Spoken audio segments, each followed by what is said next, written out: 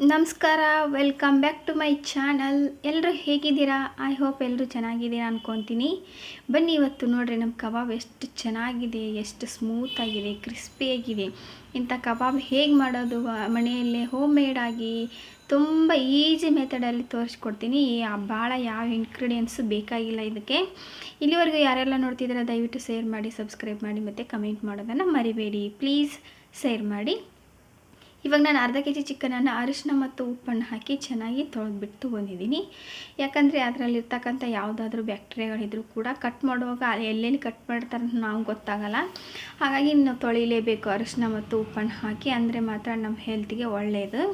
ತೊಳೆದ್ಬಿಟ್ಟು ನಂತರ ನಾನು ಅದಕ್ಕೆ ಸ್ವಲ್ಪ ಉಪ್ಪು, ಖಾರದ ಪೌಡರ್ ಮತ್ತು 1 ಪ್ಯಾಕೆಟ್ ಚಿಕನ್ ಕಬಾಬ್ ಪೌಡರ್ ಹಾಕ್ತಾಯಿದ್ದೀನಿ. ನಿಮ್ಮ ಕಡೆ ಯಾವ ಬ್ರ್ಯಾಂಡ್ ಇರುತ್ತೋ ಅದನ್ನೇ ಹಾಕಿ. ಯಾವುದು ಹಾಕಿದರೂ ಕೂಡ ಚೆನ್ನಾಗಿ ಬರುತ್ತೆ. ಅರ್ಧ ಕೆ ಜಿ 1 ಪ್ಯಾಕೆಟ್ ಸರಿ ಹೋಗುತ್ತೆ.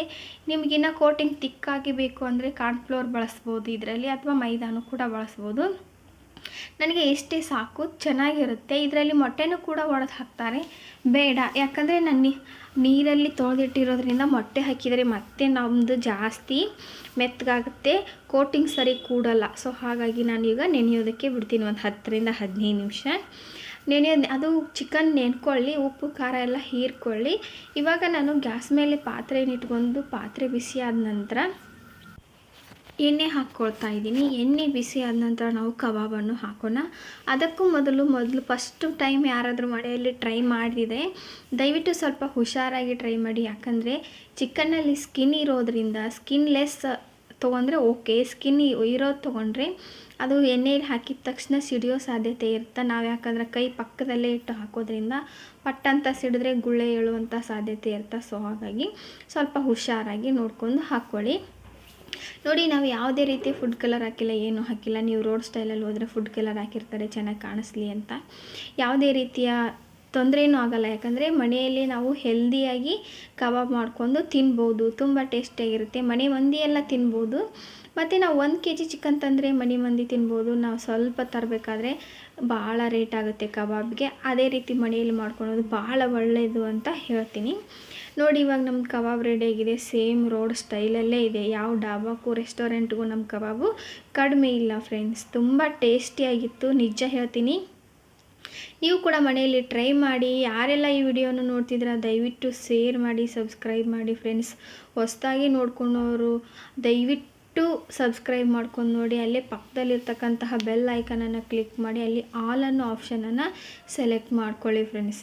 ನಮ್ಮದು 2ನೇ ಬ್ಯಾಚ್ ಹಾಕ್ತಾಯಿದ್ದೀನಿ. ನೋಡಿ, ಚೆನ್ನಾಗಿ ಬರ್ತಾಯಿದೆ. ನೋಡಿದ್ರೇ ತಿನ್ನಬೇಕು ಅನಿಸುತ್ತೆ. ತುಂಬ ಕಬಾಬ್ ತುಂಬ ಸೂಪರಾಗಿತ್ತು. ಇದೇ ರೀತಿ ನೀವು ಆರಾಮಾಗಿ ಈಸಿಯಾಗಿ ಮಾಡ್ಕೋಬೋದು. ಯಾವುದೇ ತೊಂದರೆ ಇಲ್ಲ. ಇದರಲ್ಲಿ ನೀವು ಸ್ವಲ್ಪ ಈರುಳ್ಳಿ, ಆನಿಯನನ್ನು ಕರ್ಕೊಂಡ್ಬಿಟ್ರಂತೂ ತುಂಬ ಟೇಸ್ಟಿಯಾದಂತಹ ಕಬಾಬ್ ರೆಡಿ. ನೋಡಿ ಎಷ್ಟು ಸೂಪರಾಗಿದೆಯಲ್ಲ. ಅಬ್ಬಾ, ಈ ರೀತಿ ಕಬಾಬನ್ನು ನೀವು ಮನೆಯಲ್ಲಿ ಮಾಡ್ಕೊಂಡು ಟ್ರೈ ಮಾಡಿ. ಹೇಗಿದೆ ಅಂತ ನನಗೆ ಕಮೆಂಟ್ ಮೂಲಕ ಹೇಳೋದನ್ನು ಮರಿಬೇಡಿ ಫ್ರೆಂಡ್ಸ್. ನೋಡಿ, ನಾನು ಸೆಕೆಂಡ್ ಬ್ಯಾಚ್ ಎಲ್ಲ ತೆಗಿತಾ ಇದ್ದೀನಿ.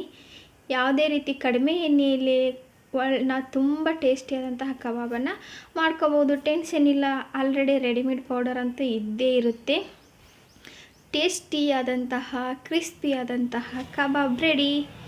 ಹೇಗಿದೆ ನೋಡಿ, ನೋಡಿದ್ರೇ ತಿನ್ಬೇಕನ್ಸುತ್ತೆ ಅಲ್ವಾ? ಇಲ್ಲಿವರೆಗೂ ಯಾರೆಲ್ಲ ವಿಡಿಯೋವನ್ನು ನೋಡ್ತಿದ್ರಾ ಎಲ್ಲರಿಗೂ ಕೂಡ ತುಂಬ ಹೃದಯದ ಧನ್ಯವಾದಗಳು.